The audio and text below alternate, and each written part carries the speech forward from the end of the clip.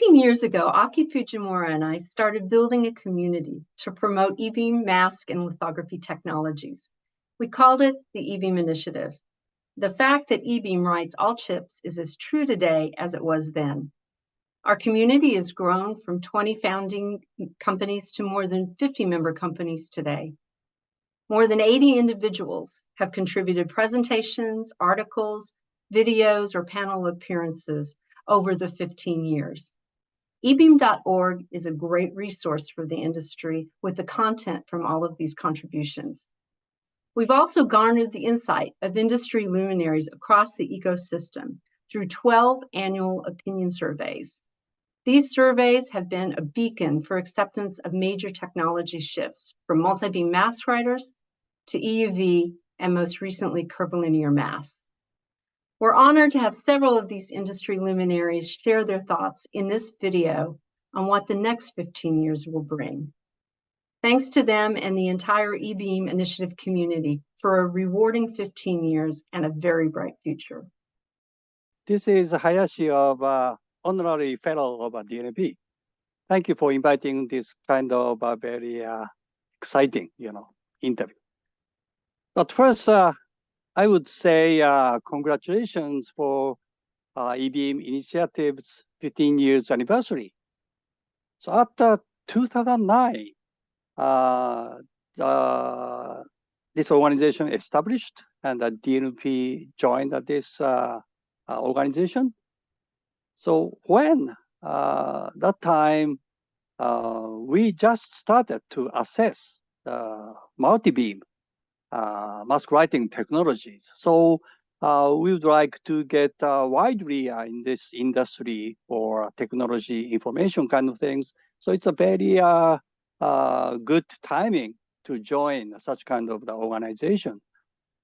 So because this eBeam initiative is a very good organization, it's an open-minded environment to exchange the industry information about patterning kind of things.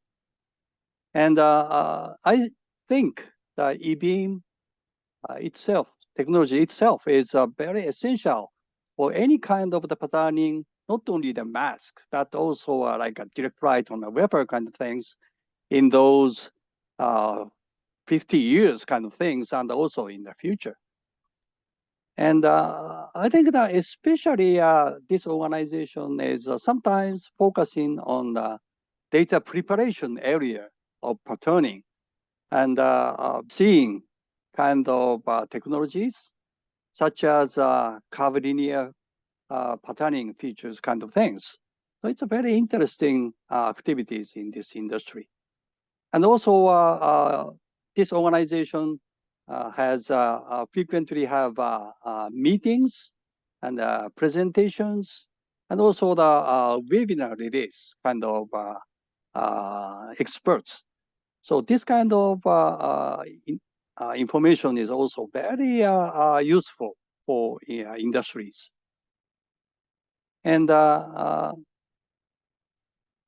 also eBeam initiatives annually, the survey is very useful for industry because it's a kind of true voices of the experts of this industry to explain about the current situation and also the opportunity and the possibility and the perspective of in the future kind of things. It's very useful. So I would like to continue this kind of the activities in the future also. Then I will touch about the next 15 years challenges. So as you know that the Moore's law is seems to be a kind of the limit of scaling in front-end processing. So now the industry is thinking about back-end technologies, kind of chiplet, advanced packaging kind of things. And of course, those areas needs precise patterning also. So that's a kind of the challenge. And we should think about what kind of the layers should be in packaging area and front end, technology, which kind of the layer we should take care of, kind of things. And maybe we should think about data preparation or layout integration for those two areas, kind of things. And I think that's a kind of the challenge in patterning in this area. There may be not only the electron beam, but any kind of the beams patterning technology is very important, even in the next 15 years. And yeah, finally, I would like to say my sincerely thanks to Aki-san to his very dedicated contribution to this industry and lead us to this kind of the good circumstances. So I should say, if there's no beams, no patterning there, and no patterning, there's no devices. So if no devices, we should have, the no life kind of things. So the patterning technology is forever. I first became engaged with the eBeam initiative when I was working for Global Foundries. I don't think that Global Foundries was a charter member of the eBeam initiative, but I'm pretty sure we joined just within a year or two of its founding, and I've been continuing to be engaged with the eBeam initiative ever since. At the time when Global Foundries joined, I was responsible for lithography research at Global Foundries, and it was really important for me to find sources of information that could enable me to understand what areas of research should we be working that would be of highest strategic value. And for that, I found the eBeam initiative to be quite useful. We get a lot of information through the eBeam initiative. There are technical presentation and talks, sometimes in the form of webinars. Other times, these are at events that are held in conjunction with technical conferences. When you're at a conference, you end up hearing a lot of talks, and it's pretty easy just to get completely saturated. It's like you can't take in much more information. But I've been very impressed by how well the organizers of the eBeam initiative have found speakers who can get and hold our attention, even in those types of situations. So those are really nice events. They also sometimes have panels where various luminaries share their thoughts on critical subjects of the day. And then there, of course, is the survey, the annual survey, which has value because it gives, again, some insight into what other people are thinking are important. And also not just what the topics that are of importance, but sort of the timing for various things. When will people really start to use certain techniques and certain technologies? That's an important information. Going forward, I continue to expect to find out through the eBeam initiative information on a number of important topics, particularly those involving masks. In EUV lithography, mask 3D effects are becoming ever more important.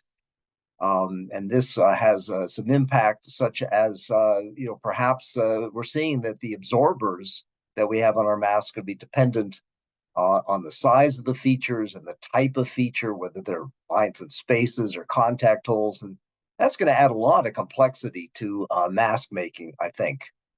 On top of that, we see curvilinear features becoming a very important type of technology that we'll be implementing. And certainly the eBeam initiative has kept us up to date on what's happening there. Also in EUV lithography, for the first time in a very long while, people are considering going to a new mask format, the 12-inch by 6-inch mask format. And that will not do anything to help with another key problem that comes up at eBeam initiative events, namely mask costs. So again, I've always enjoyed my engagements with the eBeam initiative in the past, and I'm looking forward to future events. Multibeam sends its congratulations and best wishes to eBeam Initiative on its 15th anniversary. We value eBeam Initiative as a wonderful place for networking in the eBeam community, for keeping members abreast of new technology trends, sharing experiences, and for learning. We appreciate eBeam Initiative as a social platform that encourages collaboration among its members. The eBeam Initiative has contributed to greater innovation in both eBeam mask making and maskless lithography the past 15 years. In the next 15 years, semiconductor lithography will continue to diversify and grow to serve expanding markets' needs. Optical lithography will remain the foundational technology of the fab. EUV is pushing the technology envelope to 3 nanometers, 2 nanometers, and below.